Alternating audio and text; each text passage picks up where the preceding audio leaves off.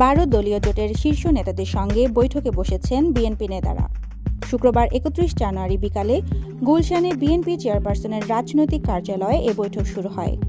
BNP media সেলের সদস্য খায়রুল কবির খান এ তথ্য জানান।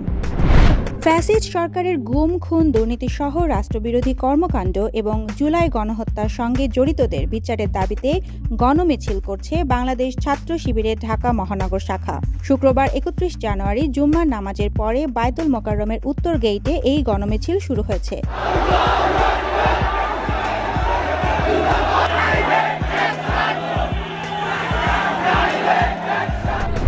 বিগত সরকারের আমলে বিভিন্ন কারণে চাকরিচ্যুত পুলিশ সদস্যদের পুনর্বহালের আবেদন পুঙ্খানুপুঙ্খভাবে যাচাই বাছাই করা হচ্ছে বলে জানিয়েছে পুলিশ সদর দপ্তর। শুক্রবার বিকেলে পুলিশ সদর দপ্তরের এআইজি ইনামুল হক সাগর এ তথ্য জানান। তিনি জানান, বিগত সরকারের আমলে বিভিন্ন কারণে চাকরিচ্যুত পুলিশ সদস্যরা তাদেরকে চাকরিতে পুনর্বহালের দাবিতে আন্দোলন করছেন। চাকরিচ্যুত পুলিশ সদস্যদের 1522টি আবেদন ইতিমধ্যে গ্রহণ করেছে পুলিশ সদর দপ্তর।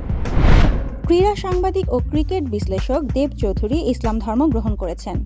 শুক্রবার 31 জানুয়ারি রাজধানীর দারুস সালাম শাহী মসজিদে তিনি ইসলাম ধর্ম গ্রহণ করেন। জুম্মার নামাজ শেষে তাকে শাহাদাত বাক্য পাঠ করান মসজিদের খতিব জনপ্রিয় ইসলামী স্কলার আব্দুল হাই মোহাম্মদ সাইফুল্লাহ। এই সময় উপস্থিত মুসল্লিরা তাকে ইসলামের ছায়াতলে স্বাগত জানান। অনেকেই তাকে আলিঙ্গন করেন এবং উপহার হিসেবে ফুল ও পোশাক দেন। রাজধানীর অদূরে পূর্বাচলে চলছে ঢাকা আন্তর্জাতিক বাণিজ্য মেলার 29তম আসর। 1 জানুয়ারি থেকে শুরু হওয়া মাসব্যাপী এই মেলার পর্দা নামছে আজ শুক্রবার 31 জানুয়ারি। শেষ দিন মেলা প্রাঙ্গণে দেখা গেছে ক্রেতা দর্শনার্থীদের তীব্র ভিড়। বিশেষ করে গৃহস্থলীর নানা পণ্য, খাবার, ইলেকট্রনিক্স, কোকারিজ সহ সব পণ্যে নানা অফার থাকায় সবাই কিছু না কিছু কিনে বাড়ি ফিরছেন।